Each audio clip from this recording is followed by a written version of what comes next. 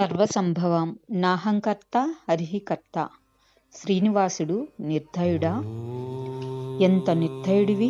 నీ దర్శనం కోరి వస్తున్న నా కుటుంబాన్ని ఇలా అర్ధరాత్రి వేళ ఈ కొండల మధ్య ఘాటు రోడ్లో నిర్దాక్షిణ్యంగా వదిలేస్తావా? ఛీ! నా జీవితకాలంలో మళ్ళీ ఎన్నడూ నీ దర్శనం చేసుకోవాలని కోరుకోను. చాలు, ఈ అనుభవం చాలు అని తిరుమల వెంకటేశ్వరుణ్ణి కసితీరా తిట్టుకుంటున్న ఆ పెద్ద మనిషి ఒక అరగంట తర్వాత ఎదురైన అనుభవంతో చలించిపోయాడు. పశ్చాత్తాపంతో కుమిలిపోయాడు. గోవింద నామస్మరణ ఒక్కటే తన జీవితానికి పరమావధి అంటూ పదే పదే లెంపలు వేసుకున్నాడు. నేను టీటీడీ ఎగ్జిక్యూటివ్ ఆఫీసరుగా ఉన్నంతకాలం శ్రీవారి ఆలయంలో జరిగే అన్ని సేవల విషయంలోనూ, యాత్రికులకు సదుపాయాల విషయంలోనూ, సేవల మెరుగుదల విషయంలోనూ ఇంకా ఏమైనా చేయగలమా అని తాపత్రయపడుతూ ఉండేవాడిని. ఆ కారణంగానే వీలైనన్ని ఎక్కువ సార్లు సుప్రభాతం నుంచి రాత్రి ఏకాంత సేవ దాకా అన్ని సేవలకు హాజరవ్వాలని ప్రయత్నం చేస్తుండేవాడిని. ముఖ్యంగా శుక్రవారం అభిషేకానికి ఎట్టి పరిస్థితుల్లోనూ నేను హాజరవుతూ ఉండేవాడిని. అయితే ఈ సేవ తెల్లవారుజామున 4:30కే ఊరేగింపుగా ఆరంభమవుతుంది. అందుకని ప్రతి గురువారము మధ్యాహ్నమే తిరుపతిలో బయలుదేరి దారిలో ఆకస్మిక తనిఖీలు చేసుకుంటూ 4 గంటల కల్లా కొండకు చేరుకోవడం, అక్కడ మళ్ళీ అధికారులతో కలిసి సంయుక్తంగా తనిఖీలు నిర్వహించడం చేసేవాడిని. అలా చివరికి ఆలయం చేరుకుని రాత్రి 9:30 దాకా ఉండి పూలంగి సేవ దర్శనం చేసుకున్నాక గెస్ట్ హౌస్కి చేరుకోవటం, తెల్లవారుజామున 4:30కి అభిషేక సేవకి వెళ్ళడం అలవాటైపోయింది. 1980లో ఒక గురువారం నాడు మాత్రం నా కార్యక్రమం అంతా తారుమారైపోయింది. తిరుపతిలోనే ఆఫీస్ పని ఒత్తిడి కారణంగా రాత్రి 8 గంటలైనా నేను తిరుమలకు బయలుదేరటం కుదరలేదు. ఇంటి దగ్గరే భోజనం చేసి 8:30 కల్లా బయలుదేరాలనుకున్నాను. అలా టైం కూడా అయ్యింది. అయినా ఇంకా ఇంటి దగ్గర క్యాంప్ ఆఫీస్లోనే కూర్చుని ఏవో ఫోన్ కాల్స్ వస్తే మాట్లాడుతూ ఉండిపోయాను. నా పర్సనల్ అసిస్టెంట్, డ్రైవర్ నా కోసం నిరీక్షిస్తున్నారు. 10 దాటింది. నా భార్య గోపిక వచ్చి ఇంకా బయలుదేరలేదేంటి అని అడిగింది. సాధారణంగా ప్రతి శుక్రవారం అభిషేకానికి నాతో పాటు వచ్చే అలవాటు ఆమెకు ఉంది. ఆ రోజు మాత్రం ఇంట్లో అతిథులు ఉండిపోయారని రానంది. కానీ నేను ఎలాగూ లేట్ అయిపోవడం గమనించాక, పోనీ రాత్రికి ఇక్కడే ఉండిపోయి తెల్లవారుజామున 3:30కి బయలుదేరండి, నేను రావడానికి ప్రయత్నిస్తాను అంటూ ఒక సూచన కూడా ఇచ్చేసింది. నాకు నచ్చలేదు. రాత్రికి ఇక్కడ పడుకునే ప్రశ్నే లేదు, నేను ఈ క్షణమే బయలుదేరుతున్నాను అన్నాను. కానీ మళ్ళీ ఎందుకో బద్దకించాను. ఒక 20-30 నిమిషాలు ఏవో ఫైళ్ళు కాగితాలు చూస్తున్నాను. ఈ లోపల గోపిక మళ్ళీ 2-3 సార్లు వచ్చి నా వ్యవహారం చూసి పెదవి విరుచుకుంటూ వెళ్ళిపోయింది. అలా 10:30 అయిందేమో. ఒక్కసారిగా చూస్తున్న ఫైల్ని అర్ధాంతరంగా మూసేశాను. చివాల్న కుర్చీలో నుంచి లేచిపోయాను. ఎవరో వెంటబడి తరుముతున్నారా అన్నంత వేగంగా వెళ్ళి కారులో కూర్చున్నాను. డ్రైవర్ని పోనివయ్యా అన్నాను. మరో 10 నిమిషాల్లో ఘాట్ రోడ్డు ఆరంభంలోని అలిపిరి టోల్గేట్ చేరుకున్నాము. నా కోసం టోల్గేట్ తెరిచారు. ఆ రోజు తిరుమలకి ట్రాఫిక్ చాలా ఎక్కువగా ఉందన్నారు టోల్గేట్ సిబ్బంది. రద్దీ ఎక్కువ ఉందంటే దర్శనానికి నిరీక్షణ కనీసం 7-8 గంటలు పట్టే పరిస్థితి అన్నమాట. అర్ధరాత్రి ఘాట్ రోడ్లో కారు ప్రయాణం. చల్లటి గాలికి మామూలుగా అయితే ఒక కునుకు పట్టేదే, కానీ ఆ రోజు నిద్ర రావటం లేదు. కార్యక్రమం అంతా ఇలా లేట్ అయిపోయిందేంటి అన్న చిరాకుకి తోడు త్వరగా తిరుమలకు చేరుకోవాలన్న ఆదుర్ద వెంటాడుతోంది. నిజానికి తెల్లవారుజామున 4 గంటల లోపల ఎప్పుడు చేరినా ఒకటే. అయినా ఏదో తెలియని ఆదుర్ద త్వరగా వెళ్లాలనిపించేలా చేస్తోంది. కొంచెం త్వరగా వెళ్దాం పదా అంటూ డ్రైవర్ని హెచ్చరించాను. అసలు ఘాట్ రోడ్లో ఎంత అలవాటున్న డ్రైవర్ అయినా, అందులోనూ రాత్రిపూట, వేగంగా వెళ్ళటానికి సాహసించరు. అలాగే డ్రైవర్ ఏదో అవస్థ పడుతున్నాడు. ఆ ఘాట్ రోడ్లో అన్ని మలుపులు తిరిగేశాం. ఇంకొక కిలోమీటర్ ప్రయాణిస్తే తిరుమల చేరుకుంటామనగా చివరి మలుపు దగ్గర ఆ కారు చీకట్లో ఒక పెద్దాయన నిలబడి మా కారు ఆపమంటూ ఆత్రంగా చేతులు ఊపుతున్నాడు. కారు హెడ్ లైట్స్ వెలుగులో గమనించాను. ఆయన వెనకాల ఒక అంబాసిడర్ కారు ఆగి ఉంది. మా డ్రైవర్ని కారు ఆపమన్నాను. ఎవరాయన? అంత అర్ధరాత్రిలో అక్కడెందుకున్నాడు? నేను ఈ ప్రశ్నలు అడిగే లోపలే ఆయన కారు దగ్గరికి వచ్చి, సార్, మీలాగే యాత్రకని వచ్చాం. మా కారు చెడిపోయింది. మేము అర్జెంటుగా కొండపైకి వెళ్ళాలి.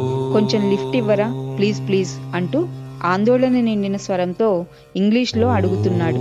నా ప్రశ్నలన్నీ వాయిదా వేసుకుని, మీరు ఎంతమంది ఉన్నారు అని అడిగాను. ఆయన భార్య, కూతురు, అల్లుడు, డ్రైవరు, మొత్తం 5 మంది. మా కారులో నేను, నా పిఏ, డ్రైవరు.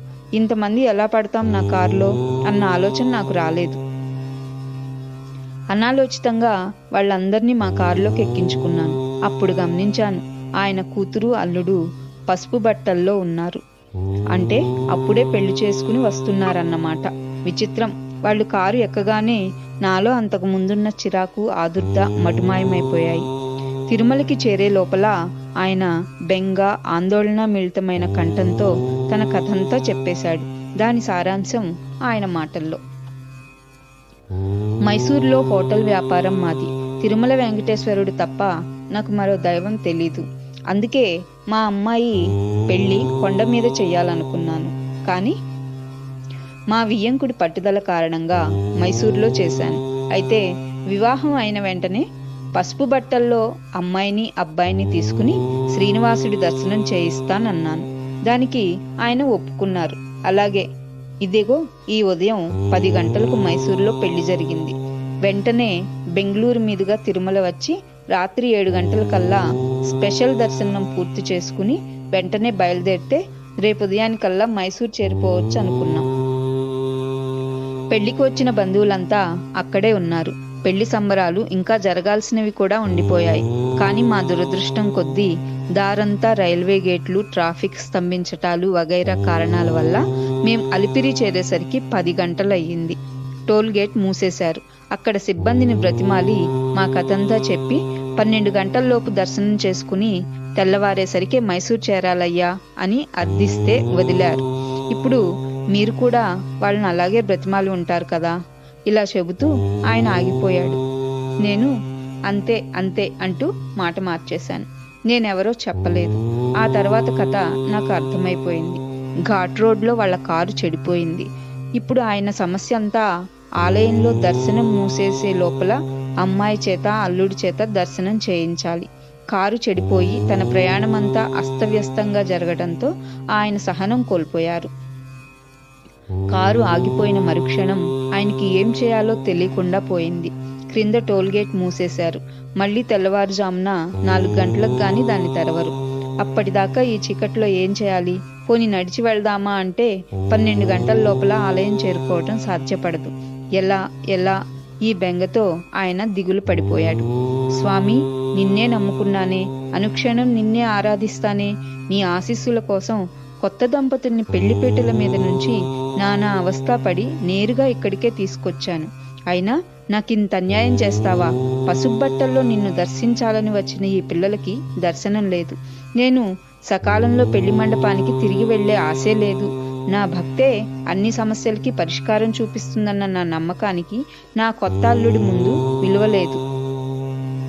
ఈ రాత్రంతా చలిలో ఈ ఘాట్ రోడ్లో వణుకుతూ జాగరణ చేయటం తప్ప మార్గం లేదు.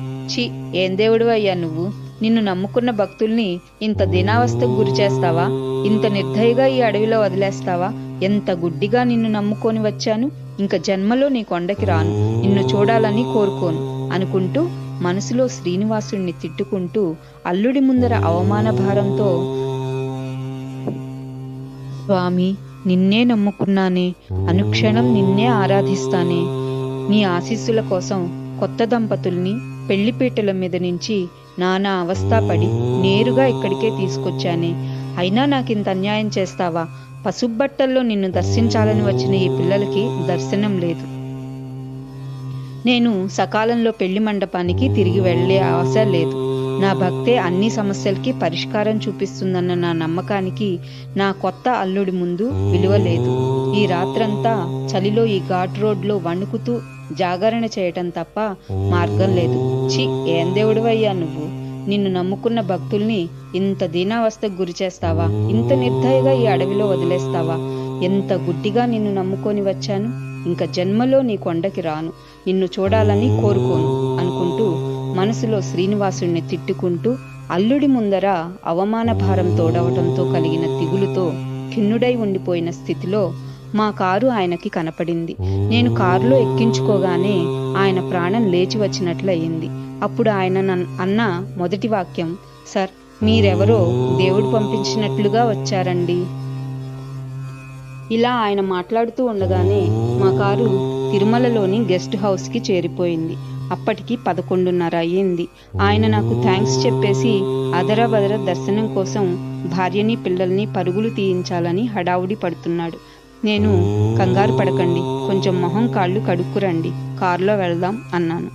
మరో 15 నిమిషాల తర్వాత వాళ్ళని నాతో పాటు తీసుకువెళ్ళి ఆలయంలో వదిలాను. ఆలయ సిబ్బందికి పురమాయించి నా పని మీద వెళ్ళిపోయాను. దర్శనాలు ముగిసే వేళకి కొద్ది నిమిషాల ముందుగా వాళ్ళకి ప్రత్యేక దర్శనము, హారతి, ప్రసాదము తనివి తీరా లభించాయి. టీటీడీ అతిథులుగా ఆ రాత్రికి వాళ్ళకి బసా భోజనం కూడా ఏర్పాటైంది. రాత్రికి రాత్రి టీటీడీ సిబ్బంది వాళ్ళ కారును కూడా రిపేర్ చేసేశారు. ఆ రాత్రి వాళ్ళని నేను మళ్ళీ కలుసుకోవటం వీలు పడలేదు. అయితే అప్పటికి ఆయన నా గురించి విచారించి తెలుసుకున్నాడు. మర్నాడు ఉదయం శుక్రవారం అభిషేక సేవ పూర్తయ్యాక నేను వాళ్ళ గురించి వాకబు చేసే తెల్లవారుజామున 4 గంటలకే వెళ్ళిపోయారని తెలిసింది. 2 రోజుల తర్వాత ఆయన నాకు లెటర్ రాశాడు. నా కారు ఘాటు రోడ్లో ఆగకుండా తిరుమలకి 11 గంటలకే చేరి ఉన్నప్పటికీ ఆ రోజు ఉన్న యాత్రికుల రద్దీలో ఆ రాత్రి మాకు దర్శనం జరిగి ఉండేది కాదు. అందుకే మా ఇలవేల్పుడైన శ్రీ వెంకటేశ్వరుడు మాకు కారు చెడిపోయే పరిస్థితి కల్పించి మిమ్మల్ని రప్పించాడు. మీ ద్వారా ఈ భక్తుడి కోరిక ఘనంగా నెరవేర్చాడు. అంత గొప్ప దర్శనం మాకు గతంలో ఎన్నడూ జరగలేదు. ఆయన లీల అర్థం చేసుకోలేక ఆ రాత్రి కొద్ది క్షణాల పాటు విచక్షణ కోల్పోయి ఆయన్ని ఎంత ద్వేషించానో, ఎన్ని దుర్భాషలాడానో, జరిగిన దానికి ఇప్పుడు కుమిలిపోతున్నాను. అనుక్షణం స్వామిని క్షమార్పణలు వేడుకుంటూనే ఉన్నాను.